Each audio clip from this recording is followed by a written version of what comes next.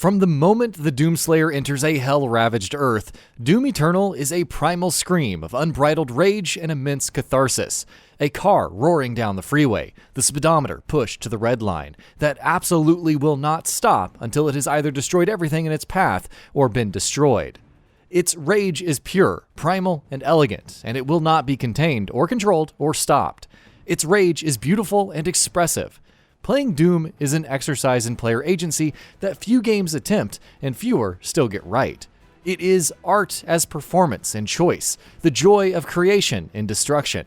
It is, put simply, a hell of a time. Eternal picks up sometime after 2016's Doom. Things have gotten worse since the demonic outbreak on Mars. This time, the demons have come to Earth. Humanity is fighting, but they're divided. The UAC, once again partially responsible for everything quite literally going to hell, has embraced the demonic horde, calling for all people to submit to the mortally challenged. Demon is considered an offensive term. There is resistance, but the forces of hell are limitless, and every vanquished human is used to feed the forces of evil. Things look pretty bad. And as if on cue, the Doomslayer leaps into action from the Fortress of Doom, a floating satellite that's a combination of the Justice League's orbital watchtower and the Batcave. His journey takes him from Earth to Hell and other planets and places besides. The result is one of the best single-player shooters ever made, and one that is simultaneously a celebration of all things Doom and a story that celebrates the franchise's history while expanding it. But enough of that for now. Let's talk about how Doom Eternal plays. The reality is that if you've played 2016's Doom, you have a pretty good idea of how Doom Eternal works. The basics are the same. You move through big, multi-layered environments, killing demons, solving environmental puzzles, and finding hidden collectibles. Many of the systems of the previous game return as well. Dealing significant damage to demons will put them into a stagger state, allowing you to perform a glory kill, an execution animation that kills the staggered demon and rewards health. In the same vein, killing an enemy with the chainsaw provides ammo for your weapons. New to the party are changes to the Doomslayer's equipment. Previously, using equipment like a grenade meant that you had to briefly stop using your weapon so, you could throw the grenade. That's no longer the case.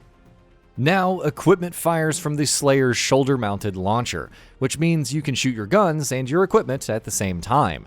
You also have new equipment to play with. The most important of these is the Flame Belch, a flamethrower that causes enemies to drop armor shards as they burn. Damaging them while they burn causes them to drop more armor shards, with the most coming from killing them during this period. The other is the Ice Bomb, which freezes enemies in place. The other big change is the updates to the Doomslayer's movement. The double jump from Doom returns off the bat, but the bigger change is the dash. Your favorite silent Demon Slayer has two of them, and they can be used both on the ground and in the air. The addition means that there's also a lot more platforming than there used to be. You can even swing on metal bars in the environment. All of this gives you a lot of mobility and the ability to create whatever you need, health, armor, ammo, on the fly. The downside is that this ability means fewer items on the map, and that your guns can carry less ammo than they could in 2016. Doom's shotgun could carry 50 rounds. After every upgrade, Eternals can only carry 24. You have everything you need for any fight, but you'll have to plan effectively and react on the fly if you want to stay alive. The scarcity of ammo and items on the ground plays into Eternal's other big change, demon weak points. Exploiting these are essential if you want to survive. They vary from demon to demon. The Pinky, for instance, is an armored tank that's nearly invincible from the front. Taking it out means getting behind it and shooting its tail. The Caco Demon, on the other hand, loves to eat, so your best bet is shooting a grenade into its mouth with a grenade launcher mod on your shotgun, which staggers it instantly. The Mancubus and Revenant have high-powered weapons on their arms and shoulders which can be blown off, weakening their attacks. Those are just a few examples.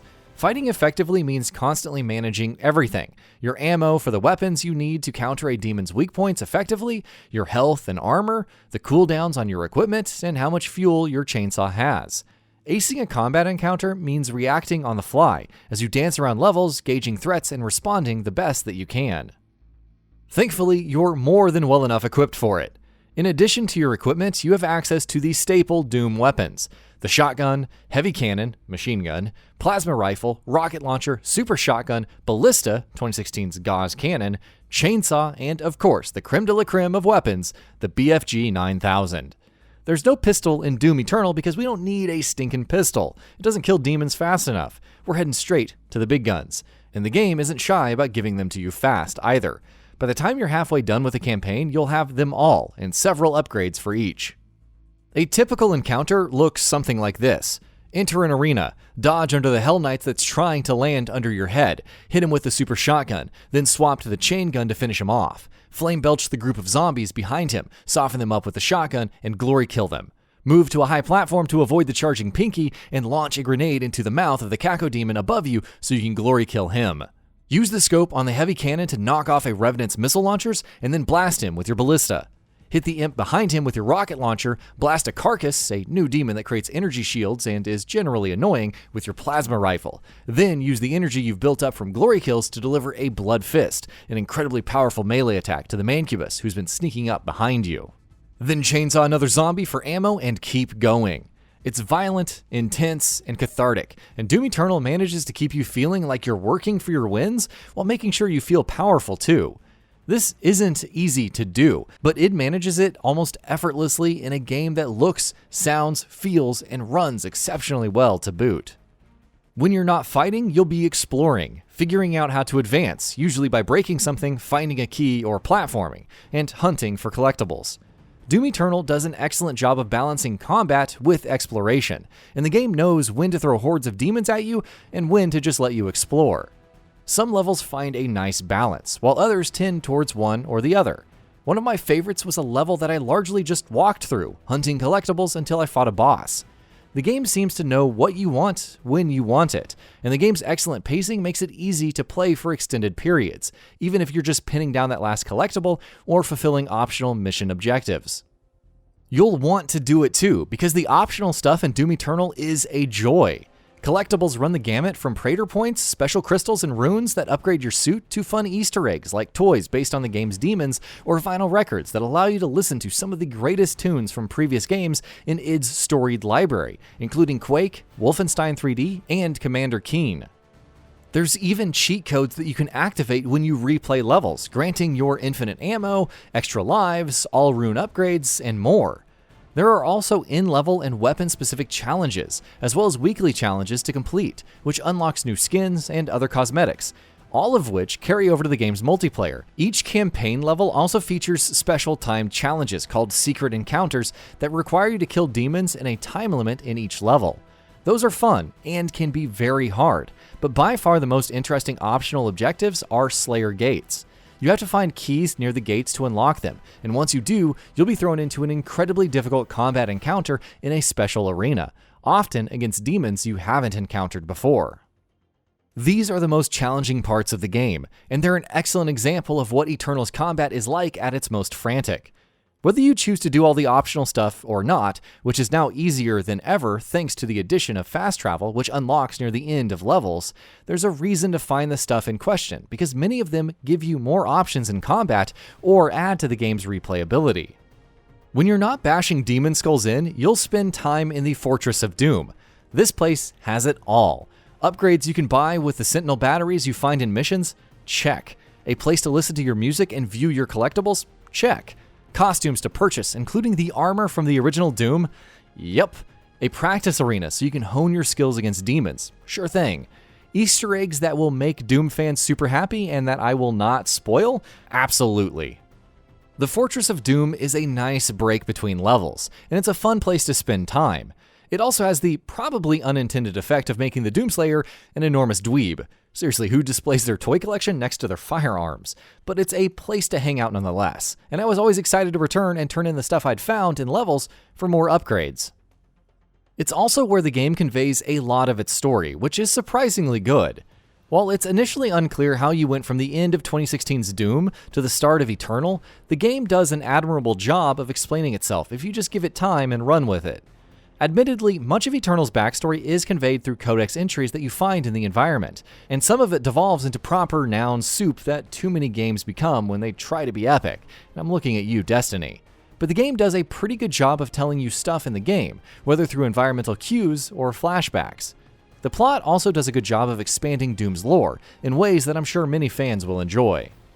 The most impressive thing about Doom Eternal's plot, though, is the surprising amount of depth that it has. This isn't new. Doom 3 and 2016's Doom took shots at specific targets too. See, the bad guys aren't really the demons. Yeah, hell's bad and all, but the demons are just a symptom. The real problem is the people who let them out. It's the corporations more interested in profit than people. Scientists whose quest for knowledge trumps their ethics. It's the HR lady at the UAC who tells you to use politically correct language while sacrificing the world to demons. The guard who talks about how they'd stop the Doomslayer only to cower when he shows up. The entities who seek power at the cost of others, and the people who rather maintain the status quo than do the right thing. This story, as strange as it sounds to say, feels relevant these days, and it's easy to understand the Doomslayer's rage. Tearing the demons apart feels good. It feels cathartic, and it's fun to improve, playing with all the toys Eternal gives you to rip the demons of hell to pieces. But that feeling, as good as it is temporary. It doesn't solve the real problem. The people pulling the strings, the corporations who don't care, the unethical people in it for power, they'll just keep doing this over and over again while we're distracted, tearing the demons that they created in half. Doom Eternal knows that, and it knows what the next step is. Stopping with the demons isn't enough. The rage has to continue so that they never come back. So grab your shotgun and step on the gas. Let that rage propel you and rip and tear until it is done. And that about does it for this video. If you enjoyed what you watched and want to see more from GamingBolt, you can always hit that subscribe button and turn on the bell icon next to it. That way you will never miss any of our videos.